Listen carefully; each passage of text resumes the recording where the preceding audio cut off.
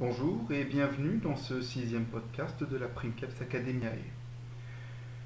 Aujourd'hui, je vais essayer, dans le cadre du cours de N1, de vous évoquer les généralités concernant la diplomatie.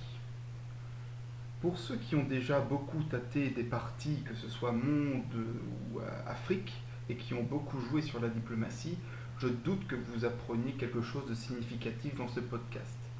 En revanche, cela peut être intéressant pour d'autres en ce qui concerne la compréhension de la carte et ou la façon d'appliquer leur style aux différents pays. Alors premièrement, ce que je dois bien entendu évoquer, c'est pourquoi est-ce qu'on utilise la diplomatie et plus généralement, pourquoi est-ce qu'il existe des traités, des PNA, des partages de cartes et de manière générale, pourquoi est-ce que nous nous envoyons des messages autrement que pour commercer? Si on regarde de loin la carte, on se rend compte que suprématie ressemble énormément à un risque. Et risque, pour ceux qui connaissent, la diplomatie ne va pas plus loin que je ne t'attaque pas tout de suite si tu ne m'attaques pas tout de suite. Dans suprématie, cela implique beaucoup plus de subtilité quant à l'application des relations entre joueurs et entre nations. Pourquoi est-ce qu'on a besoin de diplomatie? Premièrement, pour survivre, c'est évident. Deuxièmement, pour assurer ses besoins en nourriture, en énergie ou en matériaux. Troisièmement, on en a pour s'aider, pour augmenter sa capacité offensive d'extension, se sécuriser en somme. Et enfin, on peut aussi s'allier dans le but de ne pas être gêné plus tard et d'assurer son avenir à très long terme. On retrouve là quelques éléments de ce qu'on appelle la pyramide de Maslow, c'est-à-dire la survie, les besoins primitifs, puis la sécurisation et enfin l'accomplissement de soi. Et bien bizarrement, là avec les pays, puisque les parties ont un but, une fin, on retrouve un peu ces éléments. Alors j'ai pris 3 exemples. Une carte monde de 15 à 31 joueurs donc, une carte Europe de 3 à 10 joueurs et une carte Asie qui va jusqu'à 15 joueurs. J'ai pris ces 3 exemples parce que les 3 sont symptomatiques des différentes échelles de jeu, depuis les cartes Europe avec une assez grande échelle jusqu'aux parties monde avec une très petite échelle. Je vais évidemment m'amuser à vous donner des exemples et à vous expliciter la diplomatie selon les pays. Bien entendu, il ne s'agit pas de répéter bêtement ce que j'aurais dit dans ce podcast, d'autant que je suis, de par l'improvisation du podcast même, prédisposé à faire quelques erreurs. D'autre part, parce que ces informations sont très relatives à ma propre vision du jeu, et je vous encourage donc à toujours rester critique. Il n'est pas interdit de me dire non, tu dis des conneries. Tant que vous avez un avis argumenté, structuré, et que vous êtes capable d'émettre un meilleur avis, je veux dire, ne vous en privez pas. Ce cours est vraiment destiné, enfin ce podcast se rappelle donc, est vraiment destiné à vous aider à mieux percevoir la chose et à mieux la saisir pour mieux vous faire votre propre idée par la suite. Alors, pour commencer, je vais peut-être pas commencer par la carte monde, je vais plutôt commencer par ce qui parle plus à certains d'entre vous, je pense, c'est la carte Europe. Alors la carte Europe, comme vous le savez, c'est une petite carte où il n'y a pas beaucoup d'IA. Tous les gros pays sont potentiellement joués par des joueurs. Dans nos exemples, on considérera que toutes les nations sont occupées par des joueurs. Il est facile de remplacer les joueurs par des IA et d'adapter sa diplomatie en fonction de cela. Mais nous, dans les exemples que je donnerai, on considérera que tous les pays, que ce soit la France, la Russie ou l'Empire ottoman, etc., seront pris par des joueurs et des joueurs actifs et réactifs. Pas le noob que vous pourriez croiser sur n'importe quelle partie. À vrai dire, les parties que j'ai pris en exemple, j'ai un peu zioté le journal, ça ne vole pas très haut. Je m'en excuse, je n'ai pas pu prendre en exemple une de mes propres parties, comme je le fais d'habitude, tout simplement parce que je n'en ai plus qu'une seule, et que cette partie, je suis en passe de la gagner, ou du moins d'y être correctement positionné, et que donc ça n'a plus aucun intérêt, puisque la diplomatie est faite, bien faite, déterminée, et qu'on s'engage vers la fin de partie. Alors intéressons-nous à la carte Europe. On voit très vite, même sans être magicien ou expert, qu'il y a certains pays qui sont sur des grands axes européens. Par exemple, la France est au carrefour de nations telles que l'Allemagne, l'Italie, l'Espagne et le Royaume-Uni dans une moindre mesure. L'Autriche-Hongrie, elle, est à la croisée de la Russie, de l'Italie et de l'Allemagne. Quant à l'Allemagne, elle est à la croisée à la fois de l'Italie par la Belgique, certes, de la France par Nancy, oui c'est ça Nancy, on confond toujours avec la frontière de 1870, la Russie, la France et la Suède qui n'a pas 36 solutions d'extension.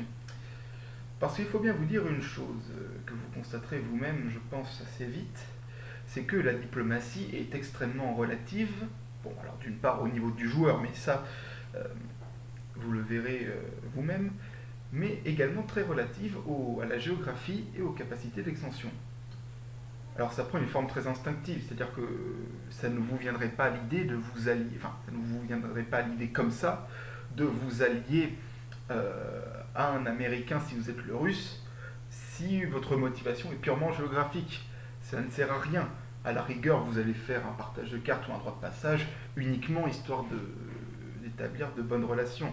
Mais vous n'établirez pas de diplomatie avec ce pays de manière à vous protéger ou à vous étendre. C'est logique. Dans le cas de la France, qui est à la croisée de 4 pays, ce qui doit être le pire sur la carte Europe en fait, eh bien on se rend compte que la diplomatie est parfaitement indispensable. Alors certes, quand on se penche sur la production de la France, on se rend compte, alors je m'excuse pour la relative lenteur de la vidéo, c'est que j'ai quelques petits problèmes de chargeur et mon ordinateur est passablement ralenti. Enfin bref. Même si nous savons que la France est une grosse productrice de nourriture, en l'occurrence on a 2, 4, 5, 6, 7, 8 provinces sur 12 qui produisent de la nourriture, ce qui n'est pas rien, elle dispose aussi de 4 pays à ses frontières. Je pense que les développeurs ont intentionnellement essayé d'équilibrer la position relativement pourrie de la France en début de partie par cette production plus élevée de nourriture. Production plus élevée qui aboutit plus naturellement à une production élevée de troupes. Cependant, les troupes étant très importantes en début de partie, chacun sait que ces ressources vont attirer les convoitises. Et de fait, beaucoup de joueurs n'aiment pas trop jouer la France parce que, et c'est vrai, en début de partie, on a tendance à se faire bouffer d'entrée. Je veux dire, souvent on voit que la France construit une forteresse à Nancy, une forteresse à Lyon, une forteresse à Marseille, une forteresse à Toulouse, une à Bordeaux, etc. En fait, sur les 3 quarts de son territoire, elle est menacée. Et tout ça, c'est sans compter sur l'anglais qui peut fort bien essayer de débarquer. Pour peu que l'allemand et l'espagnol s'envoient un petit message en disant « Hey, on partage », le français aura énormément de mal, pour ainsi dire, ce sera quasiment impossible pour lui de se défendre. Même avec des forteresses, comptons 24-48 heures pour regrouper les troupes.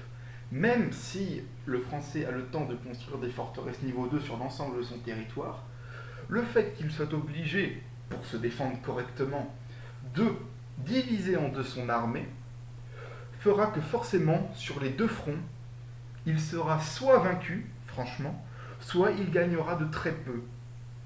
Et dans cette position-là, il n'est pas rare de voir ou l'Autriche, ou l'Italie, ou l'Angleterre se jeter dans la mêlée et récupérer le gros pactole à la fin. Pour éviter cet état, la France a tendance à jouer justement sur la rivalité que sa position constitue. Si je le résume à son plus simple appareil, ça pourrait être dit de la façon suivante. Je contacte l'Allemand et je lui dis « Salut, écoute, je sais que c'est d'habitude la France et l'Allemagne se tapent dessus, mais ce coup-ci, c'est sans doute l'Espagne et l'Italie qui vont me taper. Si elles me tapent, elles vont réussir à me bouffer puisque je vais avoir du mal à me défendre, et après c'est toi qu'elles vont taper. Donc tu as tout intérêt à m'aider et à faire en sorte que je reste en vie. » La quasi-totalité de la diplomatie française en début de partie se résume à ça, la survie par le jeu des rivalités entre les nations européennes. Après tout, il n'est pas possible d'avoir un bloc de plus de 3 pays. Du coup, il est fort possible de jouer sur une... Bon, attendez, on va prendre l'exemple très concret d'un bloc Allemagne, Italie, Espagne. Ces 3 nations sont limitrophes à la France. Donc il est très possible, c'est déjà arrivé plein de fois, que ce bloc décide d'entériner leur alliance par un partage de la France. L'Allemagne peut prendre le blé de Paris et de Reims, peut prendre Brest et Lille. L'Espagne sera plus intéressée par Bordeaux et Nantes, et l'Italie peut avoir fort à faire de Lyon, Nancy, Limoges, voire Marseille, et Ajaccio, éventuellement. Ces 3 pays-là, on peut les laisser faire le partage de la France, ou alors on peut les contrer. L'Italie n'a aucun intérêt à ce que la France soit bouffée en début de partie par un bloc. Et oui, puisque juste derrière, c'est elle qui va passer sur le grill de façon très logique. Il suffit donc à la France de jouer sur cette rivalité, et même sur sa position difficile, où là ce lag, je m'excuse que ça soit aussi peu fluide. On peut jouer donc avec cette rivalité, en admettant que si l'Espagne, l'Italie et l'Allemagne sont alliés, on peut assez aisément convaincre l'Autriche-Hongrie et l'Angleterre de se joindre à vous pour vous défendre, voire même faire un contre-partage de l'Allemagne. L'Angleterre se bougerait sans doute le cul pour Hambourg, tandis que la hache se bougerait sans doute les fesses pour une province de fer, ou même du charbon. En faisant ça, la France parvient à survivre ou à changer l'équilibre diplomatique en place. Alors évidemment, Espagne, Italie, Allemagne, c'est un exemple. Il est fort possible d'avoir Angleterre, Allemagne, Espagne. Dans ce cas-là, c'est plutôt l'Italie et la Suède qu'on pourra contacter. Ou encore, on pourra de nouveau contacter l'Autriche-Hongrie. Si c'est un bloc Suède, Allemagne, Italie qui se forme, un bloc qui est donc moins dangereux pour vous, vous pouvez essayer de négocier votre tranquillité avec l'Espagne, et vous pouvez ensuite contacter la Suède. Eh bien oui, l'Allemagne et l'Italie seront sur vos frontières. Vous pourrez vous occuper en défense de ces 2 fronts assez rapprochés pendant un petit moment. Par petit moment, j'entends quelques jours. Ne vous attendez pas à gagner, on est quand même dans la même position de force numérique. Mais vous pouvez plus facilement les retenir avec 3 provinces que 7 provinces plutôt. Et la Suède peut, elle, attaquer l'Allemagne par derrière. Cela marche aussi pour la Russie. Et même dans le cas d'un bloc Suède, Allemagne, Italie. Là encore, c'est la Russie qui serait votre salut. Pour la simple raison que la Russie a une position assez confortable contre la Suède et l'Allemagne. Un seul point de passage. De plus, quand on veut attaquer la Russie depuis la Suède, il faut vraiment passer un temps assez fou à tout contourner. Si on a un droit de passage avec le Danemark, évidemment, ça résout la problématique, mais on est déjà vers du jour 6 ou 7, où la diplomatie de début de partie est déjà mise en route. Alors, mine de rien, en évoquant... Alors, je vais peut-être remettre en vue tactique, ça, je pense que ça aide à faire bugger. Voilà. Alors, mine de rien, en évoquant cette possibilité qu'a la France en début de partie de jouer avec les rivalités, on se rend compte qu'on a aussi évoqué la plupart des possibilités de l'Angleterre. L'Angleterre, c'est une nation insulaire, mais elle doit quand même réussir à s'étendre si elle veut avoir une chance de gagner. Et pour ça, soit elle débarque en France en attaque, ce qui n'est pas forcément le plus malin, soit elle essaie de débarquer en Belgique et elle se met à la portée d'une éventuelle contre-attaque en Belgique même, puisqu'il faut avoir des pertes. Bon, évidemment, le raisonnement inverse est envisageable. Si l'Allemagne perd ses troupes sur la Belgique, il sera plus facile pour le Royaume-Uni de débarquer en Europe. Il y a plusieurs variantes avec le Royaume-Uni, dont la plus, je dirais, idiote, c'est sans doute d'aller chercher le pétrole du Reykjavik. Alors souvent, les joueurs se disent, bah, c'est le début de partie, je ne vais pas attaquer, je ne vais pas me mettre à dos des joueurs, donc je vais attaquer. euh, Alors je me demande pourquoi le Danemark a ce drapeau, je n'arrive pas à comprendre. Enfin bref. Ouais, c'est pas son drapeau, c'est au Danemark. Mystère. En général, donc, le Royaume-Uni se dit, bah tiens, je vais aller annexer le Danemark. C'est une façon de ne pas indisposer un éventuel allié en Europe, et c'est une façon aussi, un peu lâche, un peu défensive, de ne pas se mêler des affaires des autres avant d'être prêt. Le problème, c'est que une fois qu'on a envahi le Danemark, donc le Danemark géographique, il reste l'Islande à conquérir, ce qui représente un certain temps en mer, et surtout, il reste la question de la Finlande. Alors, historiquement, je ne crois pas que ça s'est vraiment appartenu au Danemark, mais sur la carte Europe, ça lui appartient quand même, donc il faut en tenir compte. Alors là, deux possibilités. Soit vous avez fait un partage avec la Russie ou la Suède, soit vous avez misé une diplomatie ouest européenne, auquel cas, si vous voulez jouer la conquête du Danemark, vous serez forcément bloqué lorsqu'il viendra à la question de ces 5 petites provinces finlandaises. En général, la Suède ou la Russie se la disputent, mais tout de même, ne misez pas trop sur l'éventualité qu'ils se jetteront dessus à la moindre occasion. Tout le monde ne pense pas comme vous. Certains jouent un peu à l'instinct, c'est-à-dire sur les sentiments, sur leurs ressentis, sur leur peur, sur leur envie, etc. Mais d'autres sont beaucoup plus pragmatiques dans leur style de jeu. Je ne dis pas que l'un soit meilleur que l'autre, même si j'ai tendance à dire que l'instinct n'empêche pas le pragmatisme. Mais bon, ni même l'inverse d'ailleurs. Enfin bref. Donc ça, c'est la version, enfin c'est la diplomatie qu'ont tendance à appliquer tous les joueurs qui avaient peu ou pas joué le Royaume-Uni avant. La classique, une autre variante très classique, c'est évidemment le débarquement en Belgique pour essayer de choper une ou deux provinces. Alors là aussi, ça suit une idée très logique, à savoir de récupérer des provinces. Oui, mais les provinces belges, on n'en a pas tellement besoin en fait quand on joue l'Angleterre. Voilà.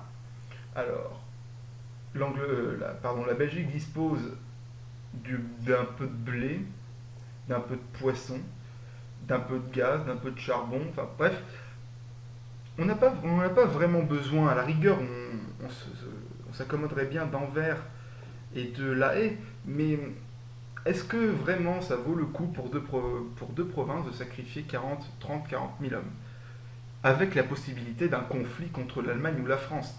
Eh oui, évidemment.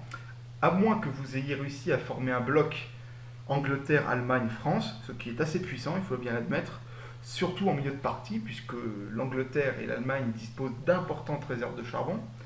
Eh bien, si vous n'avez pas fait ça et que vous n'avez pas fait un partage équitable, ce qui est dur vu que la Belgique n'a que 6 provinces et pas des meilleures, bon, quoique, la France pourrait éventuellement accepter la Suisse pour son bois, tandis que l'Allemagne accepterait une province d'énergie et une province de nourriture.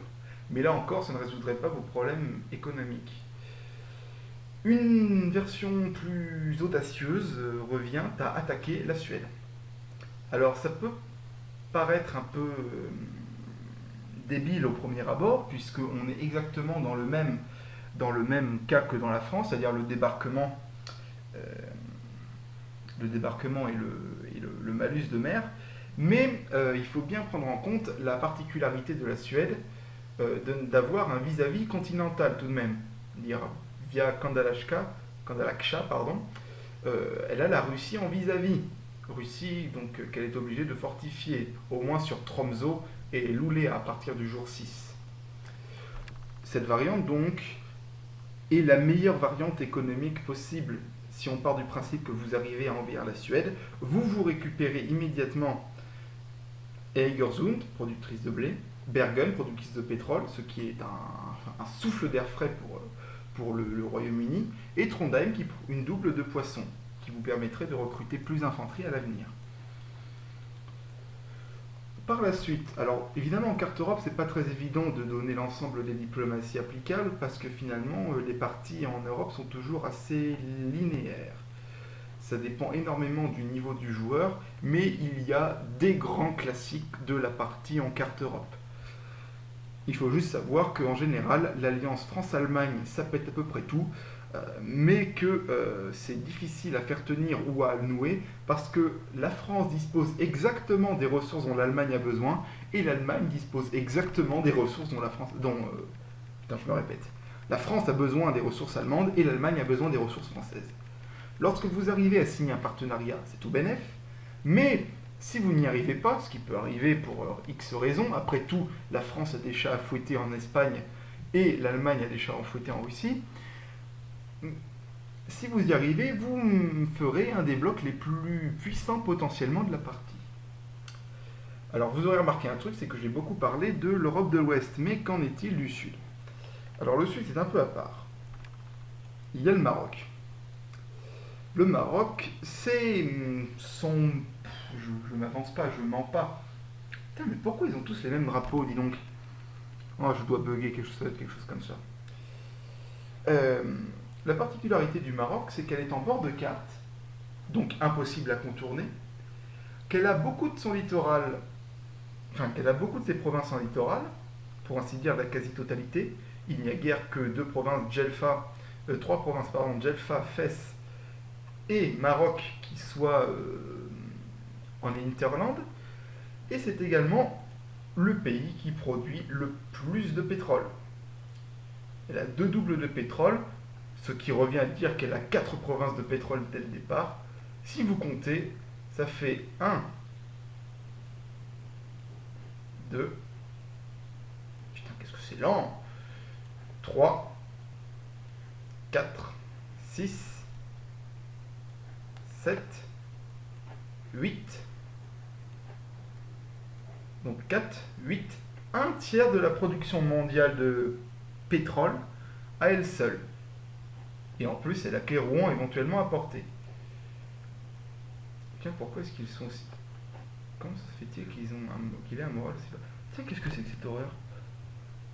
Ryan 16? Ah non, j'ai rien... Excusez-moi. J'ai mal regardé, c'est que... Justement, ces provinces ont été conquises par le Maroc, pardon. Oui, à la base, ces provinces appartiennent au Portugal. Cette partie est déjà avancée depuis quelques jours. Oui, je ne comprenais pas pourquoi la province IA contrôlée par le Portugal aurait eu un joueur et aurait été avec 37% de morale. Mais passons, je suis un peu fatigué.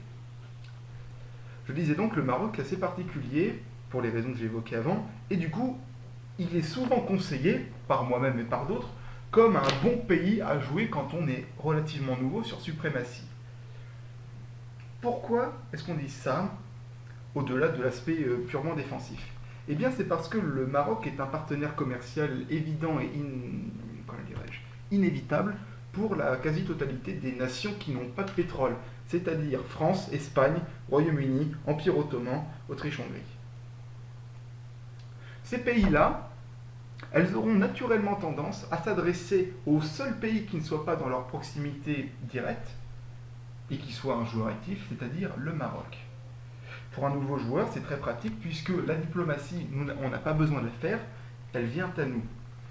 De ce côté-là, le Maroc peut se permettre une position très attentiste et voir les opportunités. Il n'a pas besoin forcément d'aller à ses partenaires, il peut fort bien attendre qu'on lui propose.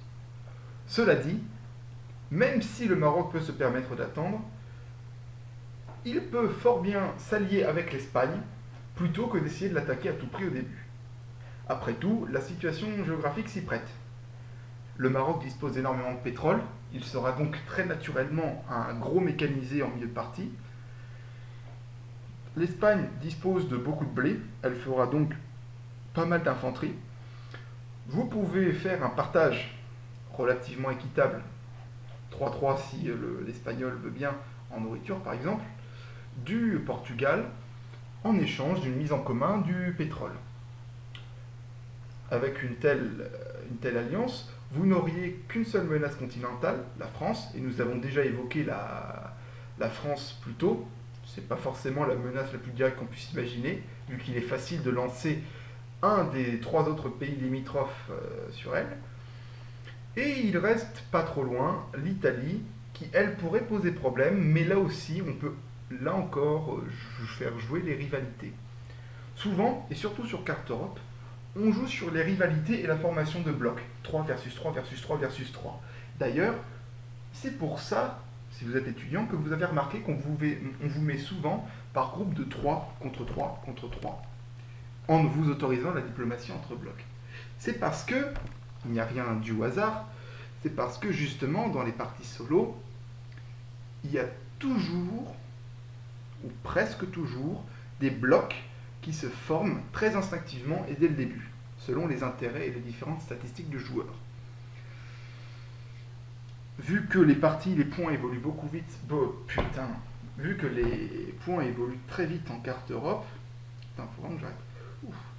Vu que les points évoluent vraiment très vite en carte Europe, on aura tendance à voir se dessiner un chef de meute, un chef de file, qui aura beaucoup de points, en général 800, 700, tandis que les autres derrière seront plutôt à la traîne. Mais là n'est pas la question, puisqu'en carte Europe, le but principal est quand même de gagner le plus vite possible. D'ailleurs, les cartes Europe sont les plus courtes. Alors voilà, je vais quand même évoquer assez rapidement le cas de l'Empire ottoman. L'Empire ottoman, c'est particulier parce que ces provinces limitrophes à la hache ne sont pas directes. C'est-à-dire que entre l'Empire ottoman et son premier vis-à-vis, l'Autriche-Hongrie, il y a plein de petites IA. Serbie, Bulgarie, Roumanie, etc. etc., etc. Là aussi, on a un superbe terreau pour fonder une alliance. De manière générale, mais je serai amené à vous le redire dans ce cours, vous verrez que les IA seront toujours d'excellents cadeaux de partage pour le début de vos alliances. Car il faut bien vous dire une chose, une alliance n'est pas quelque chose de définitif. La trahison existe, les accords temporaires existent, et de manière générale, tout ce qui n'est pas dûment noté sur papier n'a aucune valeur véritable. Et même si c'est dûment noté sur papier et sur message, ça n'a de valeur que si les deux joueurs veulent bien en accorder. C'est-à-dire que si votre vis-à-vis se contrefout de la diplomatie et trahit à tout bout de champ, ce n'est pas un engagement en bonne et due forme qui va le faire changer. Sachez de plus qu'une partie de la solidité des alliances repose sur votre fiabilité, c'est-à-dire votre réputation en tant qu'allié sur le long terme, donc sur les autres parties, et vos statistiques. Si vous êtes réputé pour trahir, les alliances tiendront peu. Si vous êtes un mauvais joueur, les alliances tiendront peu, voire pire, elles ne se signeront pas. Là encore, à chacun de se faire sa méthode. Je ne saurais que dire que dans mon cas, j'estime qu'un traité à valeur de loi, une fois qu'il est signé, et qu'on ne peut s'en dédire. On ne peut s'en dédire qu'en cas de trahison manifeste. Et si on ne veut pas s'allier, si on veut rompre un traité, il faut prévoir cette clause à la signature et pas après. Ce serait hypocrite de forger une alliance quand ça vous arrange et de la défaire lorsque ça ne vous arrange plus. Vous pouvez le faire, mais pensez toujours à votre réputation à long terme. Pensez si trahir un engagement face à un joueur que vous reverrez peut-être sur une autre partie, ne vous dommagera pas sur le long terme et sur d'autres parties. Mettez toujours en balance le court terme et le long terme. Après tout, je suppose que vous n'avez pas envie de refaire un compte tous les mois et que vous voulez accumuler un peu d'expérience, de prestige et de points peut-être, d'historique. Bien, alors je vais voir la carte Asie. Alors la carte Asie, que j'aime personnellement pas mal, par son côté très original, c'est-à-dire 50% de la carte terrain dans un coin et de l'autre côté de l'eau dans l'autre coin. Souvent les cartes Asie, c'est une carte à 2 vitesses. On a la partie marine, avec le Japon, les Philippines, les États malais, l'Indochine, c'est bien l'Indochine, oui, les Indes hollandaises. Non, je suis con. Les Indes hollandaises, pardon. L'Indochine, c'est celle-là, le Siam, etc. et une partie continentale qui concerne plus des pays comme la Chine, la République de Chine d'ailleurs, parce qu'il y en a 3. Qu'est-ce que c'est ça déjà? La Mandchourie, c'est ça? Oui, c'est la Mandchourie. La Mongolie, etc., etc., etc. Pourquoi est-ce que cette partie a tendance à être à deux vitesses? Eh bien, tout simplement parce que d'un côté, on a que ou presque des pays ouverts sur la mer et sur, voire même des pays insulaires. Soit on a des pays ultra-continentaux qui, de toute façon, ne verront pas la mer avant d'annexer au moins 2 pays. Euh, donc, elles ne s'intéressent pas à la mer et de manière générale à 50% de la carte. Il y a peut-être une exception à cela, c'est le Japon. Ah oui, c'est le problème de cette carte, c'est que quand on veut sélectionner une unité au bord, c'est assez insupportable. Le Japon, lui, est certes insulaire, une île, mais il est relativement excentré du reste du globe, de la carte, mais d'un point de vue maritime. La vraie zone terrestre marine, c'est celle-là. Alors je vais essayer de la découper. Voilà, j'espère que tout le monde verra bien. Voilà.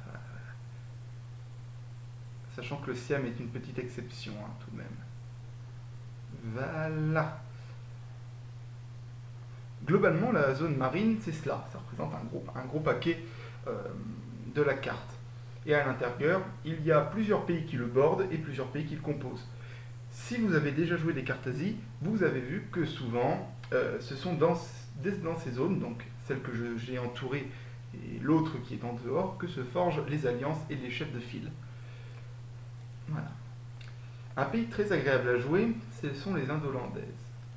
Les Indes hollandaises ont cette particularité, comme beaucoup des pays de la carte Asie, d'être en 2 parties. Enfin, les pays insulaires de la carte Asie, d'être en 2 parties. En l'occurrence, elle est en 2 parties, avec une de ces parties sur les États malais. Là, d'un point de vue diplomatique, on pourrait se dire, il serait logique que les Indes hollandaises et les États malais s'allient pour unir leurs forces et puis se porter leurs forces plus loin. Oui, mais non. Dans les faits, on se rend compte que très souvent, pour ainsi dire quasiment tout le temps, les États malais et les Indes hollandaises se tapent dessus. Pourquoi? Parce qu'ils s'aiment pas, voilà. Non, plus sérieusement, c'est parce que les États malais ont leur capitale sur la frontière des Indes hollandaises, ce qui la fragilise naturellement. C'est-à-dire que même en début de partie, les États malais auront du mal à protéger leur territoire. Et aussi parce qu'il est organisé tout en longueur. La partie des États malais qui est menacée est tout en longueur. Alors, je ne sais pas si vous avez déjà joué un pays en longueur, mais si vous avez déjà eu à défendre la Norvège en carte monde, vous savez ce dont il retourne. Les pays longiligne, ou filiformes si vous préférez, sont extrêmement difficiles à protéger puisqu'il est impossible d'y établir un réseau défensif de forteresses minimal. Chaque province est forcément relativement menacée. Et c'est exactement ce qui a tendance à se passer. Lorsque les Indes hollandaises se disent « tiens, on va attaquer de façon prématurée les États malais », ils font 3 forteresses ici, ici, ici, et ils peuvent gérer la guerre. Les États malais, eux, sont obligés, s'ils veulent vraiment se défendre correctement, de faire 5 forteresses. Et encore, s'ils veulent ramener du soutien, il va leur falloir quelques heures à naviguer. De plus, ils ne pourront pas éviter d'être vus par les Indes hollandaises, sauf à faire un gros détour qui les ralentit encore plus. De l'autre côté, une petite faiblesse des Indes hollandaises, c'est que ces territoires sont assez grands, ce qui ralentit la mobilisation. Certes, mais pour le coup, il n'y a pas de vis-à-vis. Le Malais, s'il veut attaquer, il est obligé de débarquer. Et là encore, petite subtilité, ici c'est un loquet. Je vous avais parlé dans le cours sur les LVF et la marine des loquets, et du fait qu'on pouvait jumper une unité qui se trouvait par là. Et bien là, c'est exactement le même principe. Si le Malais essaie d'embarquer ici, ou ici, et de débarquer ici, vous pouvez aisément l'attaquer alors qu'il n'a pas encore commencé à débarquer. Et ça, en début de partie, et surtout uniquement sur 40 000 hommes, c'est particulièrement impossible. De plus, les États malais ont à compter avec la dangerosité du Siam, qui, pour les Indes hollandaises, représentera toujours un allié intéressant, en ce sens que si, en début de partie, vous contactez le Siam et qu'il accepte d'attaquer les États malais, en 2 jours, la guerre sera finie. Le Siam mobilise, ne serait-ce que 30 000 hommes, il attaque, les États malais ne peuvent rien faire sauf à remobiliser, vous attaquez de votre côté ici, les Malais ne peuvent pas s'en sortir. Quelle est la contre-mesure des États malais? Eh bien là c'est assez unilatéral, c'est-à-dire que soit une alliance très précoce avec les Indes hollandaises permet de survivre, soit vous parvenez à dissuader le Siam de vous attaquer, soit, encore le principe des rivalités, vous pouvez contacter l'Indochine ou les Indes, en l'occurrence c'est la Birmanie, pardon, ou la Birmanie, pour faire pression sur le Siam. Votre position sera toujours, de toute façon, très compliquée, mais elle sera plus gérable. Il faut bien se dire que autant sur la carte Europe, les pays sont relativement équilibrés géographiquement, autant sur la carte Asie, les pays ont été faits comme il a été possible de les faire. C'est-à-dire, on a essayé de les équilibrer, mais dans les faits, ça n'est pas équilibré. Certains pays sont nettement plus durs à jouer que les autres d'un point de vue défensif, voire même diplomatique. Et l'exemple le plus flagrant que je puisse en donner, c'est ça, les Philippines. Alors les Philippines, à la limite, on aurait pu dire que ça a été un défi pour les développeurs, du genre, t'es pas cap de faire le pays le plus dur à défendre du monde. Eh bien, pari accepté et pari réussi d'ailleurs, puisque les Philippines, c'est le seul pays jouable qui est divisé en 4 îles. Tranquille, comme ça, 4 îles. Alors, vous avez votre capitale avec un petit groupe d'îlots de 5 provinces, et ensuite un petit groupe d'îlots, un petit groupe de 3 provinces, une province, une province. Alors, c'est assez particulier à jouer, les Philippines, mais pour vous la faire courte, c'est vraiment l'exemple type du pays où si vous n'allez pas directement agresser la République de Chine ou un pays bien compact pour abandonner les Philippines, ce n'est même pas la peine à long terme. En effet, la plupart des pays, donc Inde hollandaise, État malais ou Japon, se reposent quand même sur une production de pétrole. C'est-à-dire qu'à terme, ils pourront lancer des cuirassés sans se ruiner. Le Japon ne dispose pas de pétrole, mais il peut en avoir à Gongyu en Corée, qui est sa première expansion logique, je dirais. Dans le cas des Philippines, c'est formidable. On a du blé, du poisson, du blé, du poisson, du bois, du charbon, du gaz. Pas de fer, enfin pas beaucoup, un Davao, voilà. Pas de fer, donc pas de forteresse, mais bon, c'est vrai que à quoi bon des forteresses, là, c'est uniquement attaquable par la mer. Mais pourquoi du bois? Des ports peut-être, pas mal. Beaucoup d'infanterie, c'est bien aussi, mais enfin je veux dire, c'est indéfendable, c'est pas jouable de jouer l'isolation ou l'absence de diplomatie avec ce genre de pays. Et les Philippines, de ce côté-là, c'est un référent très acceptable pour toutes vos considérations et toutes vos réflexions sur le besoin de la diplomatie ou la possibilité de blitzer. C'est vraiment un cas d'école, puisque ce pays-là ne peut pas survivre sans aide, il ne peut pas survivre sans diplomatie. Et c'est là que le bas blesse, c'est que pour peu que vous soyez tombé sur une partie de débutants ou de joueurs ne sachant pas utiliser les MP, rigolez pas, ça arrive, vous n'avez quasiment aucune chance de gagner ou de vous en sortir pour peu que les autres vous attaquent. Rien que pour remobiliser, parce que c'est ça qui est aussi assez affreux à dire, rien que pour remobiliser, même en mettant des ports partout, vous perdez 4 heures, 5 heures partout.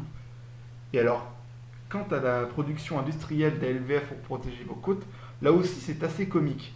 Parce que, éventuellement, Cebu, je ne sais pas comment on le prononce, Cebu fournit un havre assez correct pour les navires et les cuirassés, enfin oui, et il protège assez bien le sud du pays, il faut en remettre un autre à Tuao ou à Meni pour défendre le nord, et il faudra quand même un autre ALVF à Puerto Princesa, qui est tout seul, pour réussir à la défendre. Avec le bombardier, ça change, puisque maintenant, et c'est bien là l'intérêt du bombardier, des pays comme les Philippines vont être plus simples à jouer. En effet, le bombardier vous permettra de défendre tout votre pays d'un coup. Alors, que voilà, donc là j'ai pas mal évoqué les pays marins. Alors, comme je disais, les États malais ou les Indes hollandaises ont tendance à se faire bouffer d'entrée, puisqu'ils se tapent dessus directement. Mais on n'a pas évoqué quand même la grosse partie de la carte qui est le continental. Alors, bizarrement, ce ne sont pas les pays en bord de carte qui, pour le coup, s'en sortent le mieux. La Mongolie a tendance à se faire dézinguer assez vite dans le jeu, pour la même raison que tous les pays filiformes, c'est-à-dire assez difficiles à défendre. En l'occurrence, on le voit très bien, deux pays sur toutes ces frontières, pas de possibilité d'établir un réseau de forteresses efficace, d'autant que le pays en question n'a pas beaucoup de fer et dispose d'un pétrole qui peut s'avérer précieux de plus. Les pays qui s'en sortent le mieux, en général, ça reste les pays côtiers. Parce que ces pays sont ouverts sur la mer, donc ils peuvent en général monter une marine ou s'attaquer aux toutes petites îles, ici et ici, voire même ici, pour les Indes britanniques. Ils peuvent faire une marine, ce qui peut s'avérer utile pour prendre justement les Philippines par exemple, mais surtout, si les joueurs préfèrent avoir la mer, c'est que avoir une côte, ça signifie ne pas avoir de l'autre côté un ou deux pays. Je suis sûr que la Mongolie adorerait, plutôt que d'avoir 3 pays à ses frontières, n'en avoir que 2 et avoir ici de la mer. Ah, mon Dieu.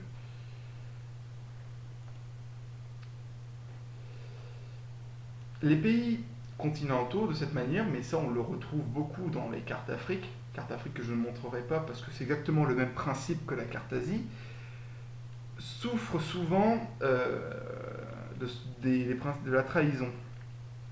Souvent, les joueurs de carte Asie essaient de forger leur diplomatie sur leurs besoins à court terme, très court terme.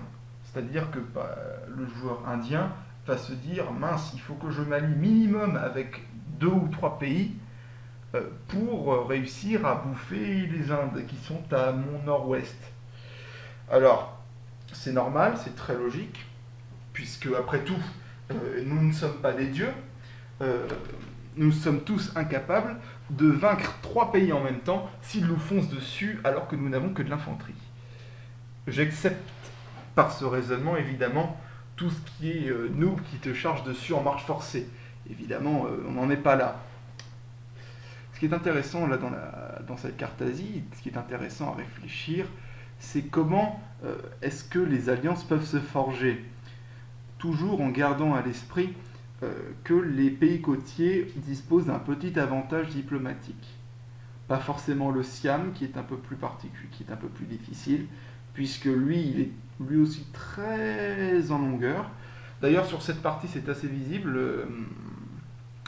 Alors, il se fait pas attaquer par le Siam ne se fait pas attaquer par l'Indochine et la Birmanie en même temps, mais juste par la Birmanie. Il a repris un de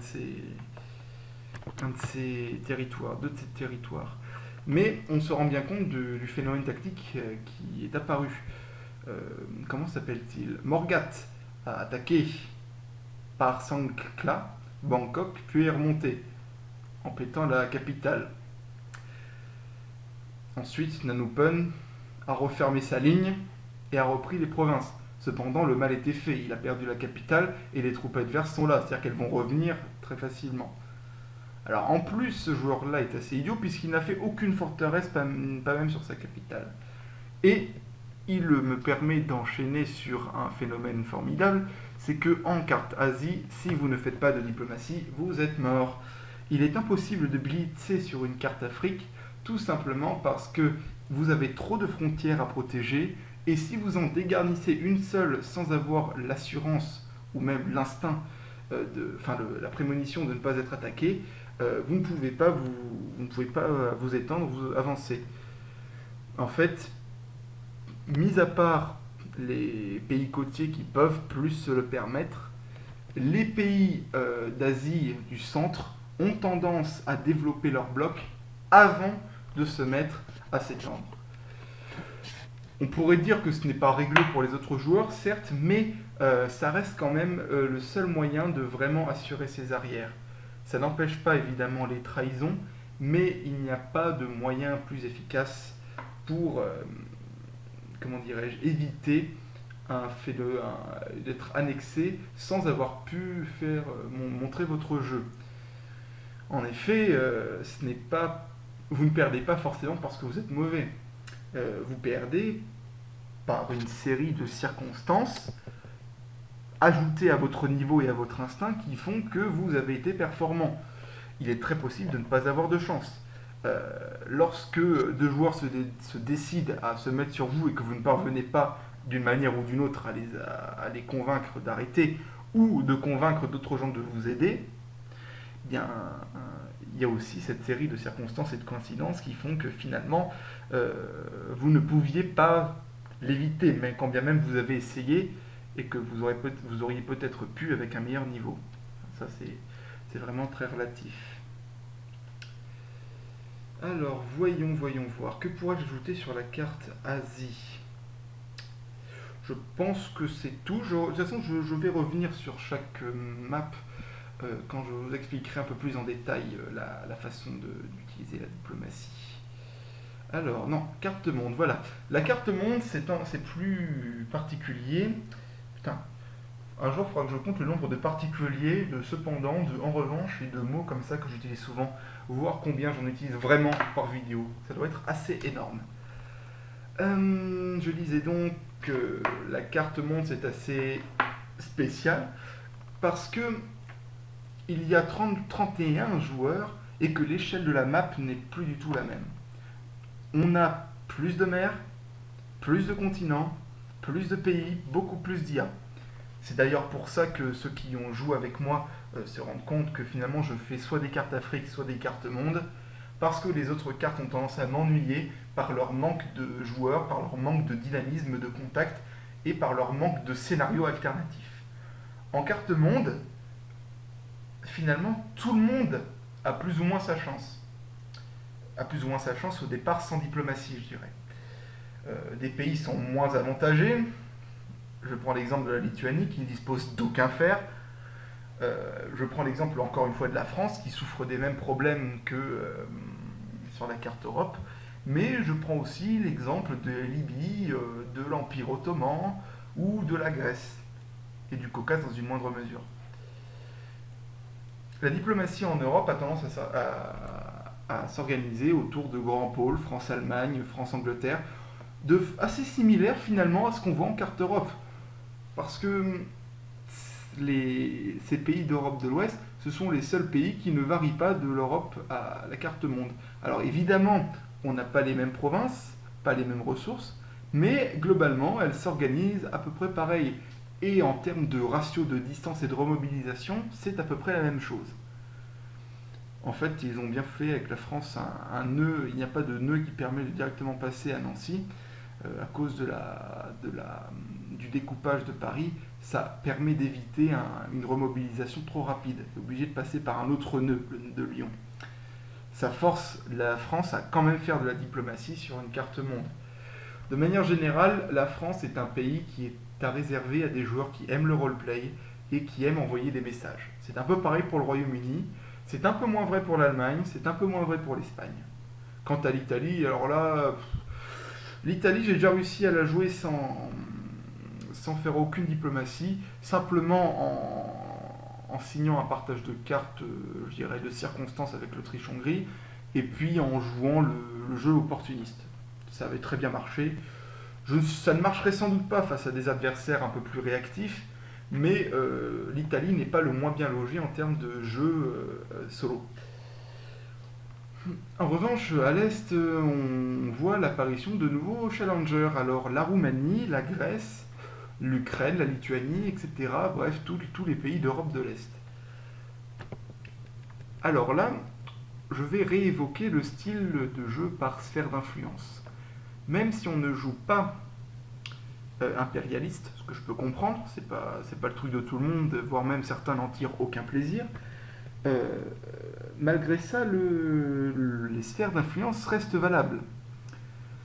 Vous verrez forcément que la France, l'Allemagne, l'Espagne, enfin l'Europe de l'Ouest se battra pour établir un dominant dans son secteur, que la Russie, enfin l'Europe de l'Est fera de même, que l'Afrique fera de même, et que l'Amérique fera de même. En fait, en général, l'enjeu de milieu de partie, c'est qui va unir l'Amérique. Alors là aussi, on peut établir beaucoup de spéculations, et de ce côté, c'était Serré de Rivière qui avait pas mal réfléchi sur la question. L'unification des États-Unis doit se faire de manière mondiale.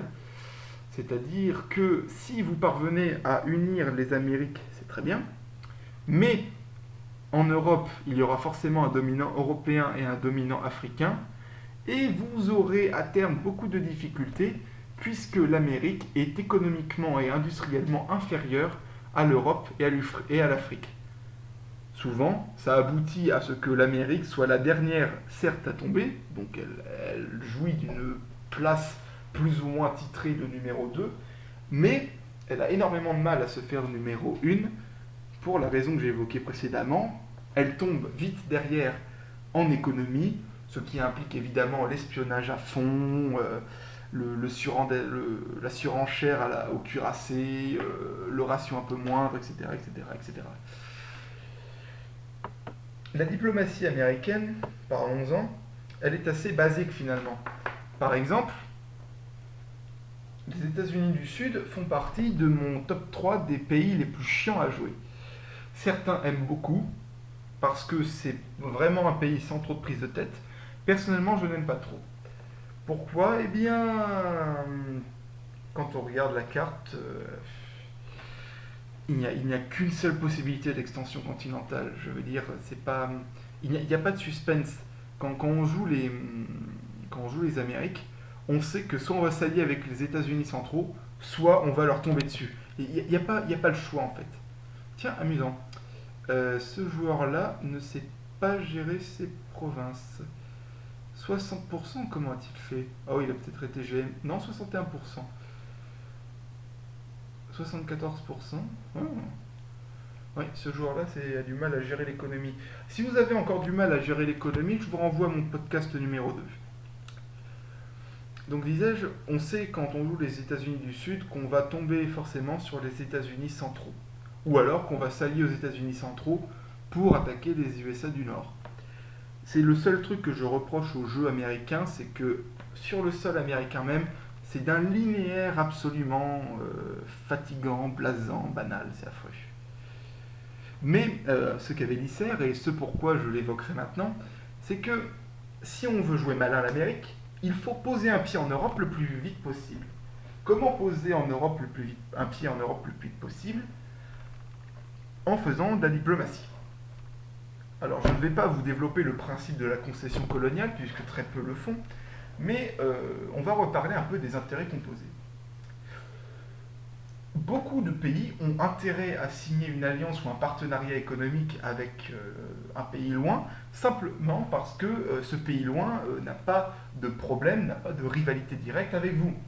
C'est très commode de s'allier avec un pays à 3000 km de vous, parce que vous pouvez vous échanger des ressources, vous pouvez vous échanger des informations, vous êtes plus sûr qu'avec un autre pays plus proche de la fiabilité de ce pseudo-allié, de cette relation commerciale, dirons-nous. Eh bien, quand on joue américain, on peut faire cela pour s'assurer une petite place, soit en Afrique, donc l'Afrique occidentale par exemple, ou en Europe, c'est-à-dire directement en Espagne. Évidemment, c'est à relier au principe d'économie, de gestion du moral, etc. Le tout, en l'occurrence, n'est pas forcément d'avoir une économie puissante, mais d'avoir un pied-à-terre qui vous permettra d'avoir une certaine légitimité et une certaine possibilité, capacité de mener la guerre de façon précoce en Europe. Alors venons plus particulièrement au principe du conflit. Toujours, on part toujours, je le répète, du principe que vos adversaires sont corrects. Pas des cadors, mais corrects. Personne n'apprécie les attaques perfides. De même, personne n'apprécie les attaques déclarées 5 secondes avant l'attaque. C'est-à-dire que pour un joueur et pour ainsi dire pour les joueurs en général, rien ne différencie vraiment une attaque perfide d'une attaque faite 10 minutes avant par une déclaration. Il faut donc savoir, lorsqu'on joue face à des bons joueurs, justifier ces guerres. Alors, la justification, c'est quelque chose qui vient en général instinctivement à l'esprit du joueur. Pas sous la même forme, cela dit. Certains ont tendance à justifier leur guerre par « j'ai envie ». C'est un casus belli, c'est-à-dire c'est un argument. Mais ce n'est pas l'argument le plus, comment dirais-je, le plus fort. Les arguments les plus forts sont ceux qui ne peuvent permettre aucune véritable défense. Les casus belli qu'on retrouve le plus souvent, ce sont les casus belli d'alliance. C'est-à-dire, votre allié est attaqué, même si cet allié ne vous a pas demandé de l'aide, vous intervenez. C'est le casus belli par alliance. C'est un moyen efficace d'éviter qu'un adversaire prenne trop s'en prenne à votre allié, et aussi parfois, ça dépend de votre, sympathie ou bienveillance, éviter qu'un allié peu fiable reprenne trop de territoire. Techniquement, l'allié en question n'a pas grand-chose à dire, vous intervenez de son côté. Ça prend quelques subtilités, telles que le partage des territoires ou la coordination, mais le casus belli par alliance est reconnu, et peut être reconnu. Un autre casus belli, c'est le besoin économique.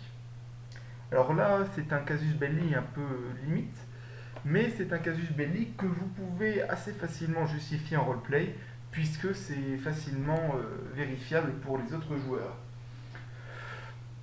Le tout étant de montrer que vous n'attaquez pas pour attaquer, mais que vous attaquez parce que forcé. Dans le cas du casus belli par besoin économique, c'est exactement ça. Vous avez besoin de telles ressources sinon vous vous écroulez, donc vous attaquez ce pays. Par exemple, le cas tout trouvé, c'est celui de la France. Oula, voilà. Vous êtes la France, vous avez un besoin fou de pétrole, vous déclarez la guerre à l'Allemagne sur un casus belli de besoins économiques. Alors ce ne sont que de petits exemples de casus belli. Je veux simplement que vous en reteniez l'essence, mais cette justification de guerre, elle peut se faire sur à peu près tout et n'importe quoi. Parfois même, elle se fait sur l'argument RP.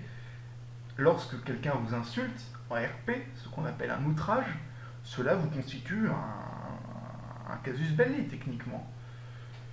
De même que si vous avez une opposition de revendication, par exemple que vous êtes deux à attaquer une IA, vous pouvez fort bien estimer que le fait qu'il vous vole ce que vous estimez être à vous constitue un casus belli également.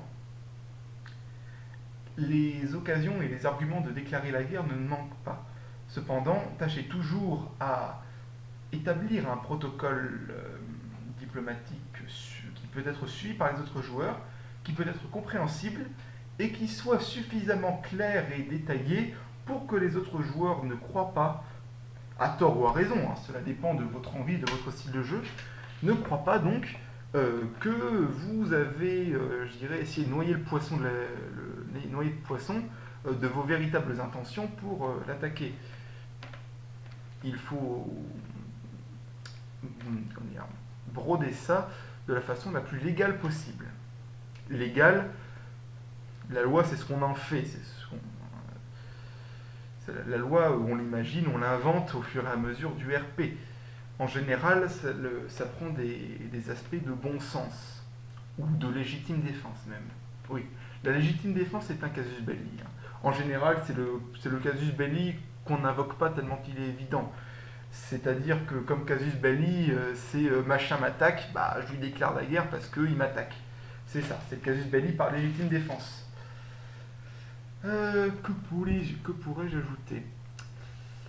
Alors oui, donc j'ai évoqué sur les différentes cartes les grandes lignes de comment se tracer la diplomatie, c'est-à-dire les jeux de rivalité. Euh, Évidemment, ce ne sont que des généralités pour l'instant, hein. En N2, nous aurons un cours plus détaillé sur chaque pays, sur leurs capacités, leurs limites, etc. Mais je pense que je suis déjà dans de la très longue vidéo, donc je vais essayer de couper au plus court. En revanche, je vais quand même vous rappeler euh, la- quelques petites astuces, quelques petites règles concernant la diplomatie. Premièrement, sachez que l'écriture est un code.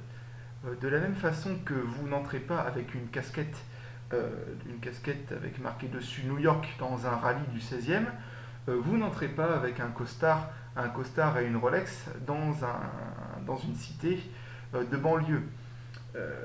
Chaque milieu, la diplomatie en étant, dispose de ses propres codes sociaux, de ses propres langages, qu'il convient peut-être pas de maîtriser, mais au moins d'imiter pour être fructueux dans ses démarches.